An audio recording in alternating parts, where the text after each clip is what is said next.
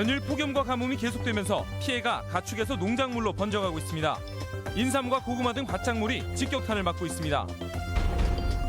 보따리상들이 들여온 중국산 농산물이 불법 유통되고 있습니다. 50kg이 넘지 않으면 신고 대상에서 제외되는 점을 노렸습니다. 혼불문학상에 박주영 작가의 고요한 밤의 눈이 선정됐습니다. 현대사회의 고민을 개성 있는 문체로 표현해 높은 평가를 받았습니다. 여러분 안녕하십니까? 점권 뉴스입니다. 폭염 피해가 농작물로 번지고 있습니다. 폐사한 가축은 100만 마리를 넘었고 밭작물까지 타들어가고 있습니다. 폭염이 벌써 한 달 가까이 계속되고 있는데 농민들은 속수무책입니다. 김하연 기자가 취재했습니다. 찜통처럼 달아오른 인삼밭 차광막 안. 푸르던 잎들이 누렇게 말라가고 있습니다. 바닥은 마르다 못해 곳곳이 쩍쩍 갈라졌습니다. 연일 계속된 폭염에 잎이 시들어 인삼뿌리도 더는 크지 못하게 됐습니다. 비가 안 오다 보니까 딸리고 습이 폭염이 지속되다 보니까 이게 이파리가 많이 고사가 됐거든요, 지금. 그러다 보니까 이제 농가 입장에서는 피해가 막심하죠. 하루 종일 내리쬐는 햇볕에 고구마 밭도 새까맣게 타들어가고 있습니다.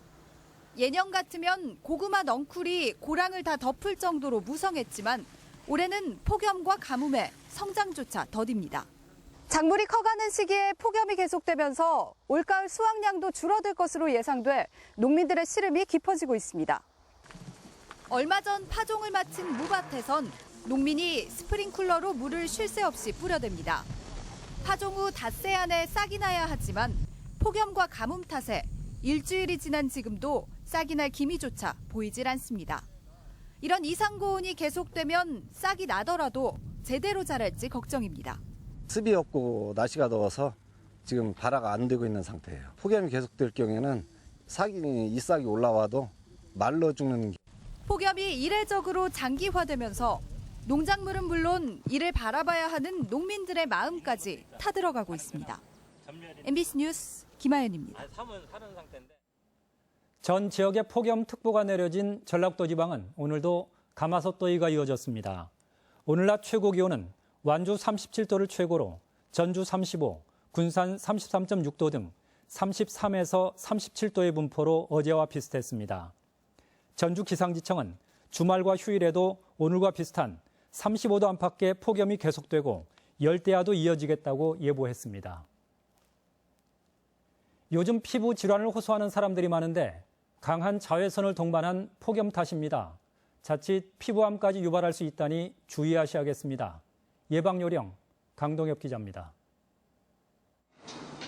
한여름 뜨겁게 달아오른 태양이 따가운 햇볕을 연신 내리쬐입니다. 강한 자외선이 얼굴과 팔 등에 그대로 쏟아지다 보니 고통은 이만저만이 아닙니다. 피부가 자외선이 강하지 않을 때보다 금세 뜨겁고 따가워지고 그런 느낌을 충분히 받죠, 빨리. 요즘 자외선 지수는 매우 높음이나 위험 수준으로 심각한 상황. 이처럼 자외선이 심한 오전 11시부터 오후 3시 사이에는 불과 15분만 나와 있어도 피부에 손상을 입을 수 있습니다.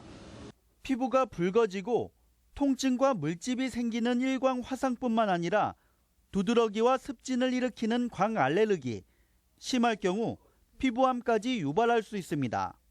자외선에 반복적인 노출이 되면 피부에 있는 종양 형성 억제 유전자가 파괴가 돼서 피부암이 발생을 할 수가 있는데 그것들을 반드시 조심을 해야 되겠습니다. 자외선이 강한 시간대에는 되도록 실내에 머물고 외출 시에는 선크림을 2시간 간격으로 덧발라주는 게 필요합니다. 선크림에 표시된 SPF와 PA는 각각 자외선 B와 A의 차단 지수를 나타내므로 꼼꼼히 확인해 사용해야 합니다.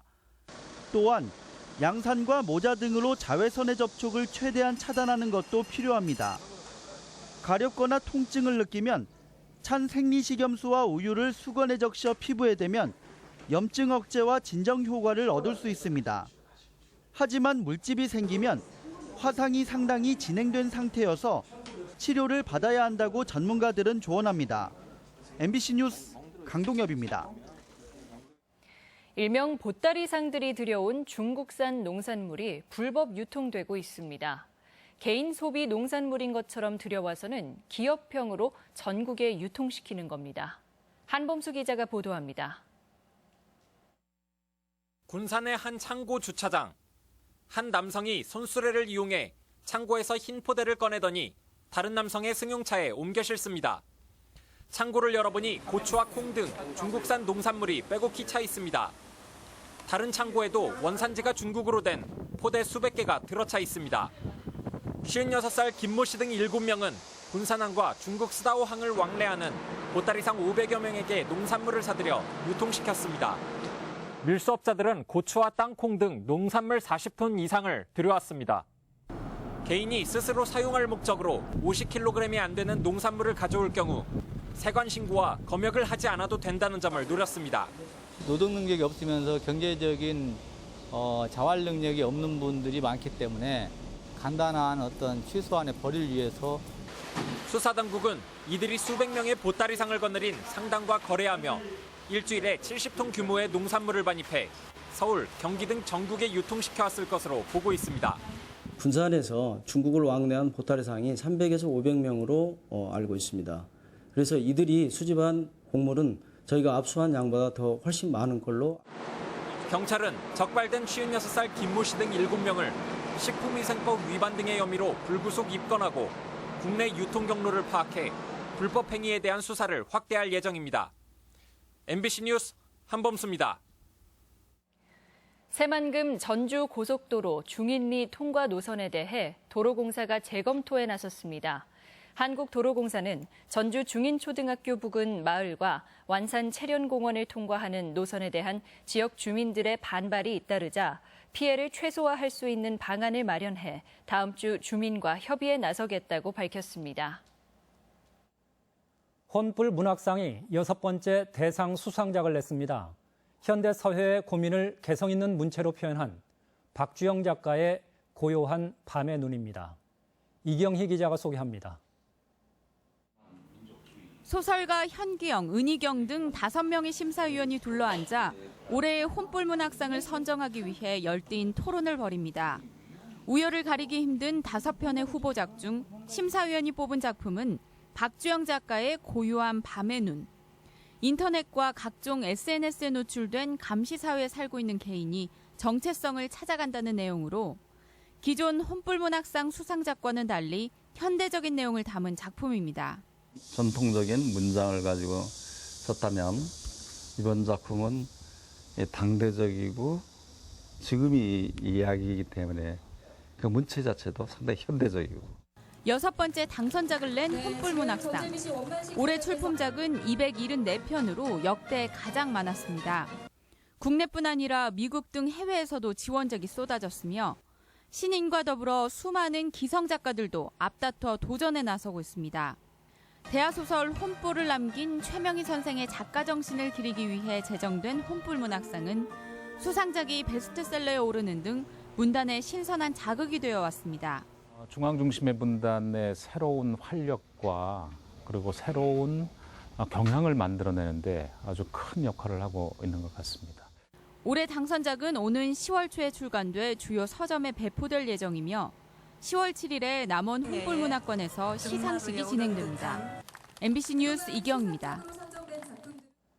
한국철도공사 전북본부는 오는 18일 호남선과 전라선, 장항선 등 7개 노선의 추석 연휴 승차권을 역창구와 인터넷에서 예매한다고 밝혔습니다. 예매 가능 좌석은 1인당 12석까지며 22일까지 결제하지 않으면 자동 취소되고 잔여 좌석 판매가 개시됩니다. 오늘의 간추린 뉴스입니다.